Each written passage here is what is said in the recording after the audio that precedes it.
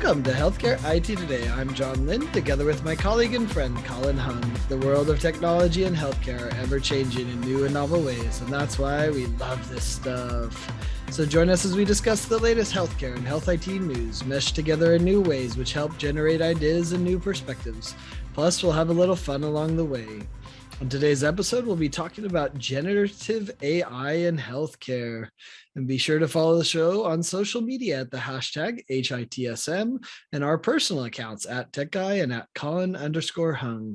Plus, check out our 17 years of health IT blog content at healthcareittoday.com.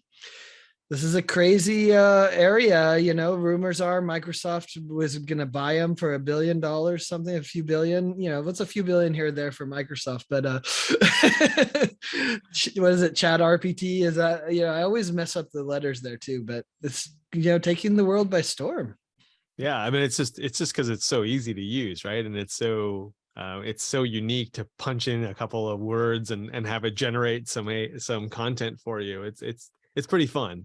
Well, and the depth that it has, right? Yeah. Like, you know, like I think before you could do that about a specific subject or maybe a small thing the chatbot will reply to you, but the depth that it does, right? I think that's what's shocking for me across every topic imaginable.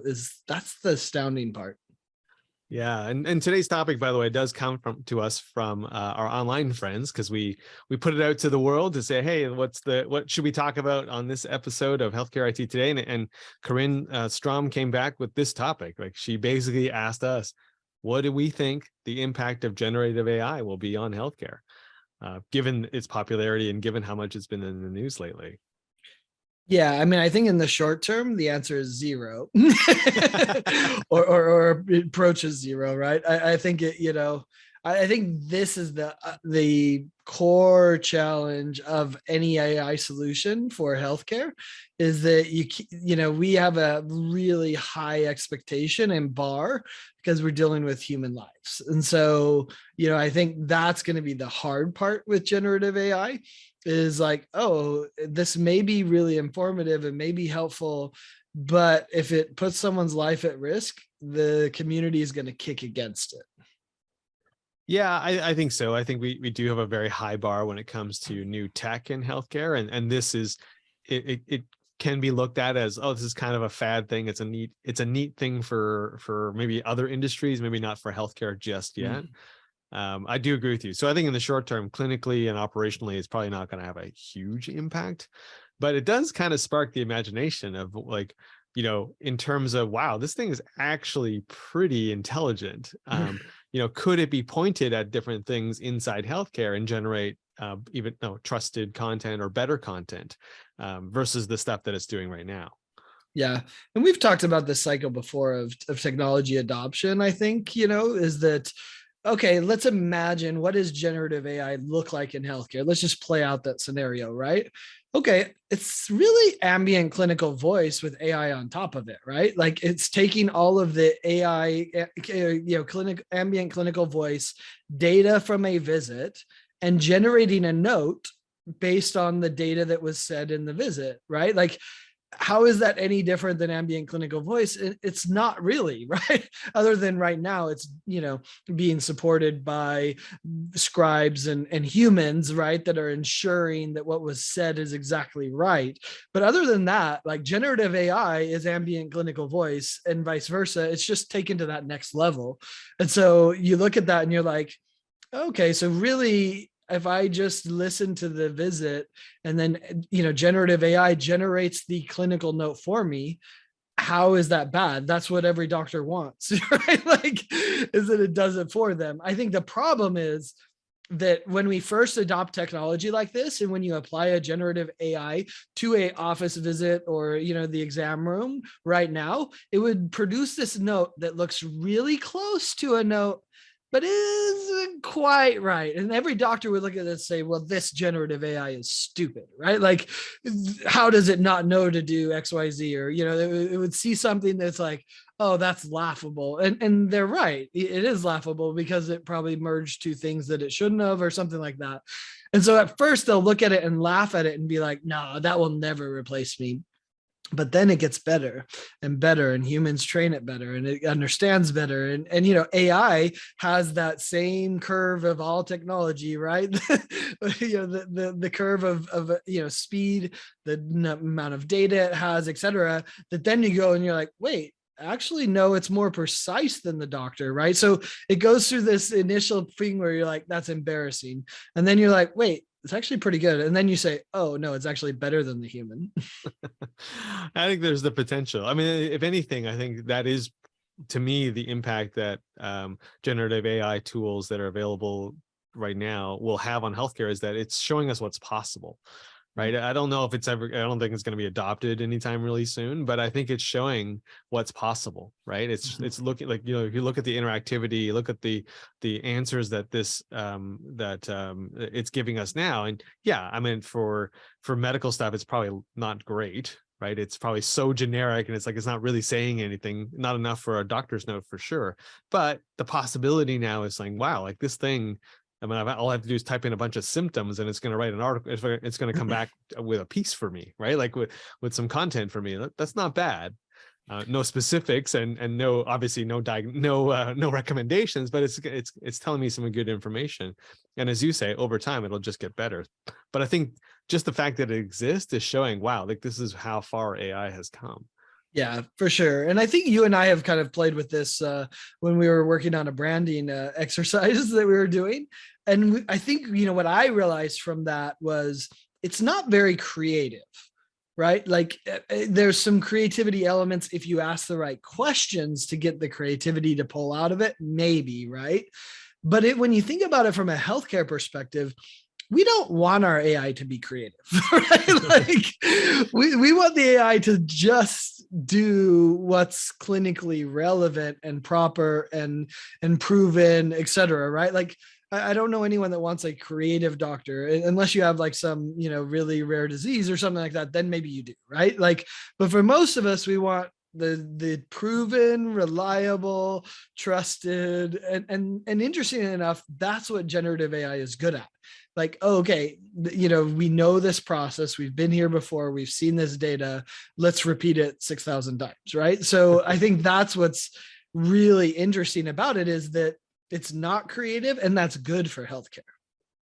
So actually, on that note, John, what do you foresee as some of the early use cases, or eventually the use cases for generative AI in healthcare from a clinical or an operational standpoint? Yeah. So, I mean, we already talked about the clinical note. Who wouldn't want to do that? You could apply it to radiology as well. In fact, that may actually happen before the clinical note, because the AI on top of the imaging has gotten so good. Like, why do we want a radiologist typing out the clinical findings when the AI found it even better? Right now, maybe the radiologist verifies the findings, and we've seen that a lot, in radiology, even pathology, et cetera. Right. But like generative AI could generate those notes just as quickly and more quickly and more accurately than a human. So that might be really interesting. The other one to think about is kind of bridging the gap of health literacy for patients. So, we just got the lab results for my son from some, labs that he did with some allergies and some other things that they were evaluating to make sure everything was good. And we get the results, right? But we get, a certain LDL number or something, and we're like, what does that even mean, right? And so we've seen lots of companies trying to address this and trying to say, okay, let me put some context on the data that's there. Well, could generative AI do that, right, and provide you the context? I think it's really interesting to see. As I say that, I can just feel the fear of, well, what if it generates something that says you have cancer and you don't really, or you have a cancer that's benign, and so they're actually giving you the impression that you have cancer that's going to be a problem, but actually it's a pretty simple procedure to remove it and probably won't be a big issue. So there's a lot of challenges there, but could generative AI help the patient understand what's going on with all this data and with things like health literacy? I think that's interesting to look at. That is pretty interesting. For me, it's almost the reverse. I would love to see us being able to feed a single medical record of somebody, of a person's, into the as the input into the generative AI and have it generate a summary. And the reason I'm kind of interested in that is the summary, I think, would be interesting for, people who are doing clinical trials, people who maybe people who are looking for certain cohorts of patients, obviously again clinical trials, but other reasons for that, but also for maybe certain docs. When you're doing a referral, just to quickly get a summary of the patient, I could see that saving a lot of time versus having to comb through the entire record and all the notes to figure out, oh, hey, in general, this is what's going on with the patient. Right? Yeah. That is interesting, right? I mean, when you think about some of these patients that have 700 pages of record that the doctor's not going to look at, right? I mean, they just can't. And so could the AI look through it and create a generative report that summarizes a lot of the key findings? I think all the lawyers in the room are rejoicing at the idea, but no, but exactly that. Like, and unlike a human being having to do this, like as a new lab result comes in or as a new finding comes in, it would regenerate the summary. So, I mean, that's kind of for me, that's an interesting take on it, to say, listen, we're not going to use the summary for anything. Like, we're not going to make decisions based on the summary, but it might point us to, hey, I should probably go look at this area of this massive record, right? Or to do a little bit more digging here or there. So it can be, I think, a nice time saver. And for certain industries like legal and for clinical trials, it could be a game changer in terms of finding the right cohorts. And well, it's interesting because I actually almost worked for an expert witness testimony one time in my career, and they were expert witnesses for the rollovers for cars that rolled over, and they were looking at the computers within the car. And obviously cars have become much smarter, and even more so. I mean, this was pre Tesla and everything, right? But now they're even smarter. And their theory was that for the most part, the computers are going to solve 99% of the problems, 99.9% of the problems, and it's going to be great. It's going to break early for you. It's going to warn you, et cetera, et cetera. But they said there's going to be 0.1% where the computer's actually going to do bad. And so they were building an entire expert witness business around this, and they had the engineers to analyze it and understand it, that, hey, this computer could actually kill someone because it maybe it accelerates and it should have braked, right? And so you look at that and you're like, okay, well, isn't that kind of what we're talking about here, right? Like that, like this generative AI could take the record, like you said, and create a summary, and 99.9% of the time, it's going to help a doctor be more successful because they're not going to read the 700 pages, but they will read the summary of a report. And so you look at that and you're like, that's amazing. We should definitely implement this. Like, I don't think anyone's arguing that computers shouldn't be in cars to help us do things better, right? But in healthcare, we kind of do. We're like, no, but that one patient might get hurt, right? Like, it's the same scenario, which is fascinating, applied two different ways. That's true. But, I would argue that, is that better or worse than what we have today? Like 99.9%, I would argue, is probably way better than our error rate today, where we're relying on people to interpret.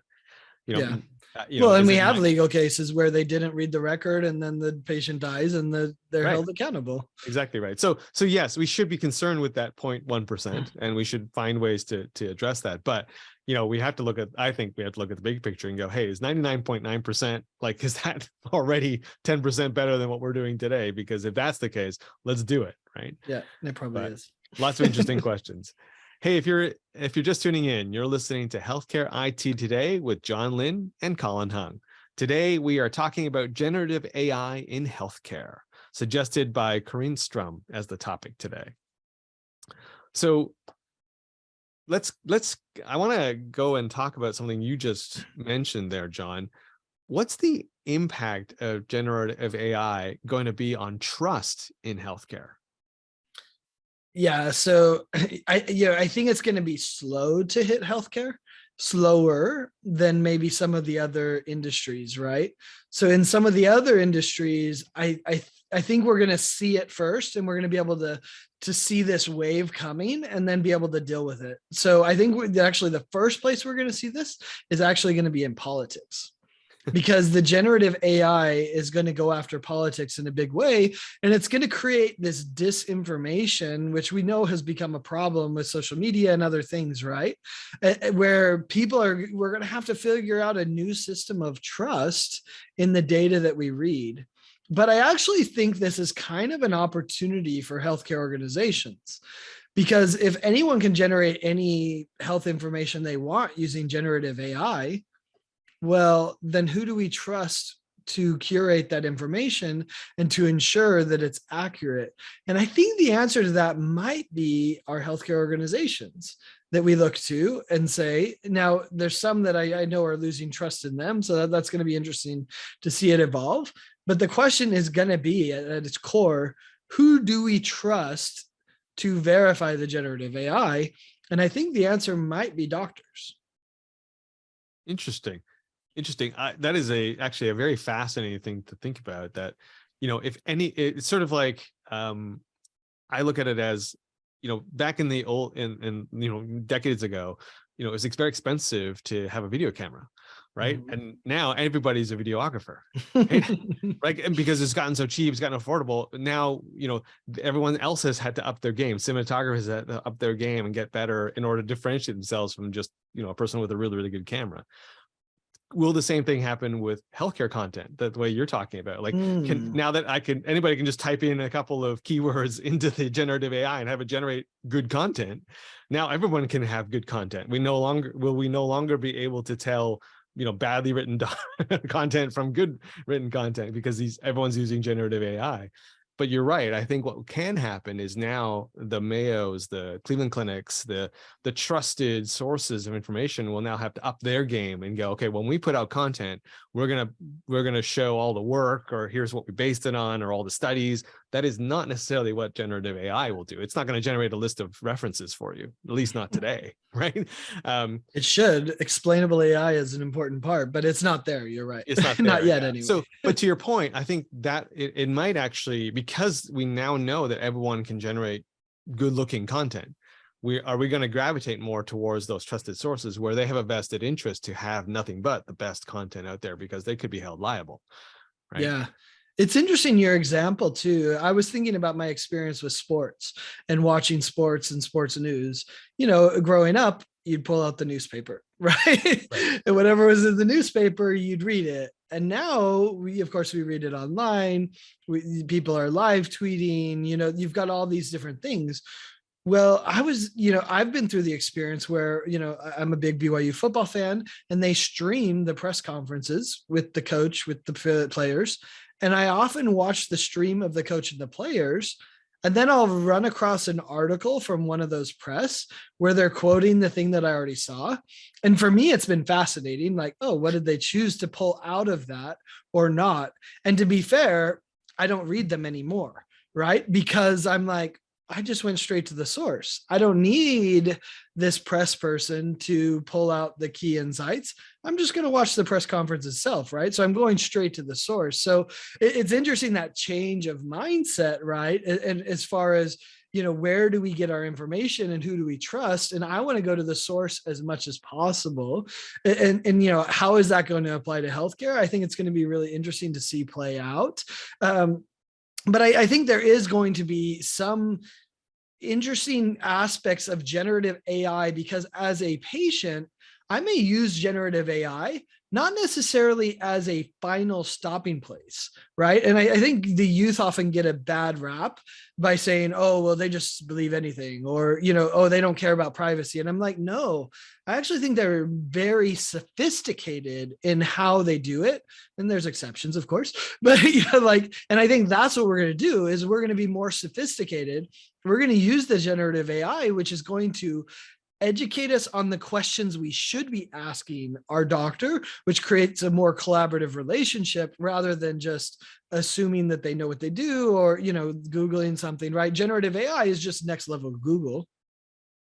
Yeah, I agree. I think in the short term, we're going to see a dip in trust with healthcare content that's available on the internet, because we're not going to be used to telling the difference. I don't even know if we will be able to tell the difference between generative AI generated content versus non-AI generated content.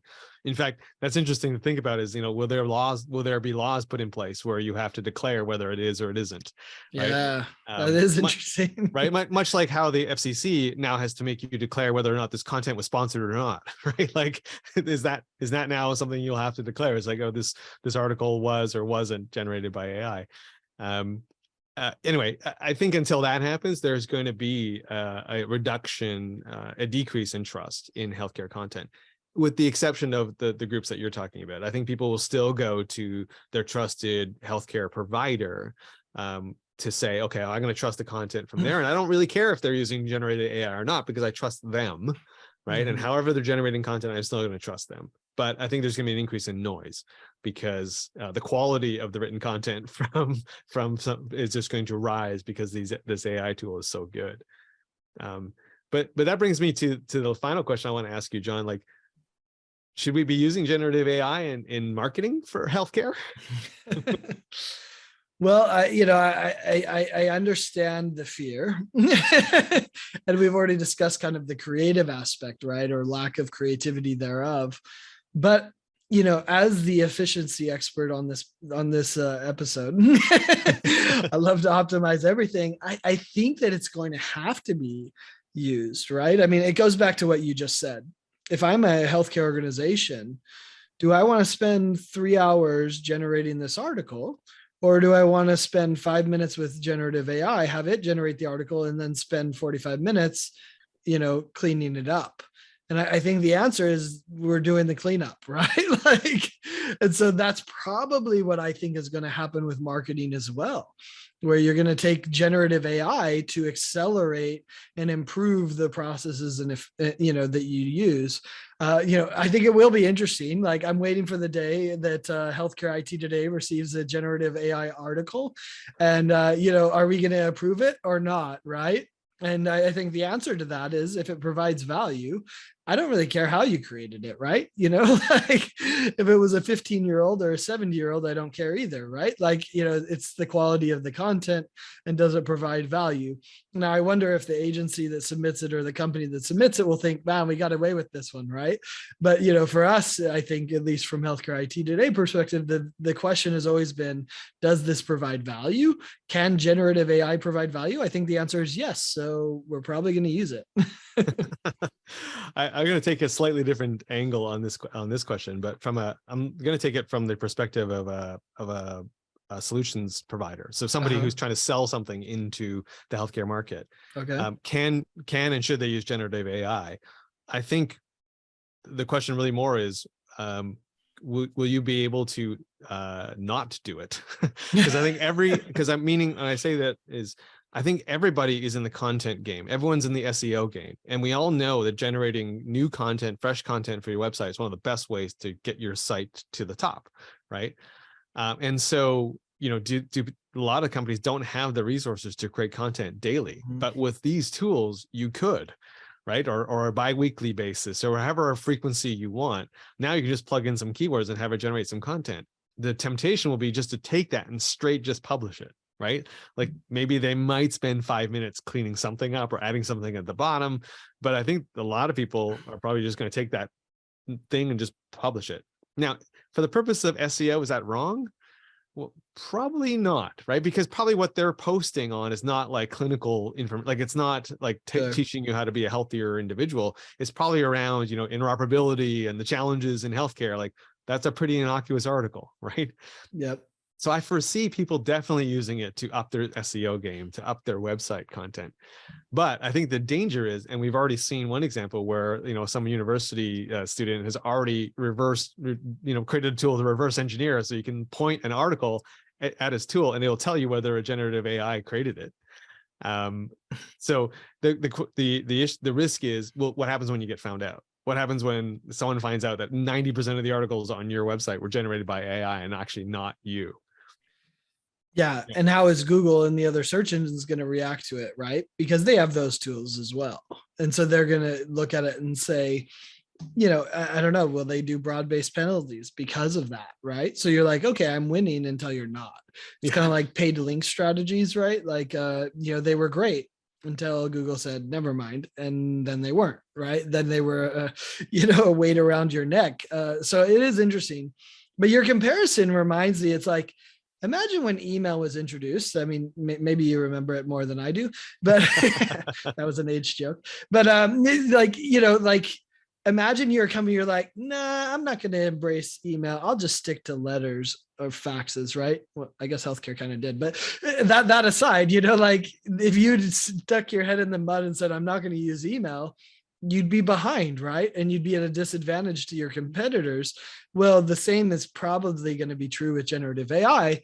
The real question, I guess, to your point, is not will you use it, but how should you use it? And how can you use it without, while maintaining the trust and achieving the marketing goals that you have, or whatever goals they are for using generative AI. I think that's where it's probably going to get lost. So I guess, in HIPMIC 2024, we're going to have a generative AI session. Is that what that means? I think that's what's probably going to happen, John. Either that or what we're going to be laughing at amongst ourselves is, hey, when I go to like these 5 websites, these 5 different companies, their content looks exactly the same.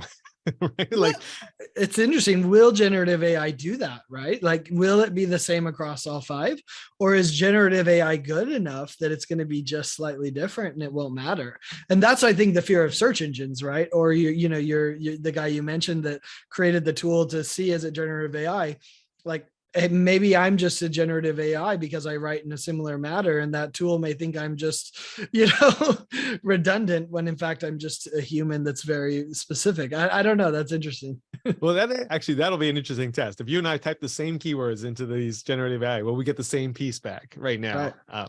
My guess is it is probably the same, because between the time you and I run it, probably not much has changed in the data behind it, right? Maybe a few months from now, a year from now, when we type this keywords, it'll be different because new data has come out. But it'll be interesting to see. It's definitely a new world. And and how quickly will it learn, right? Like, okay, it gets new data, but does it learn that quickly? Does it change that much? And is it generating unique every time, or is it doing the same? That's fascinating. It's fascinating to think about. Hey, listen, thanks to all of you who tuned into this episode of Healthcare IT Today. Find out more details about our show by checking out the programs page on healthcarenowradio.com. And please share your voice and engage with the community at healthcareittoday.com and on social media using the hashtag HITSM. I'm Colin Hung, along with my friend and Health IT collaborator, John Lynn. Thanks for listening, and have a great week.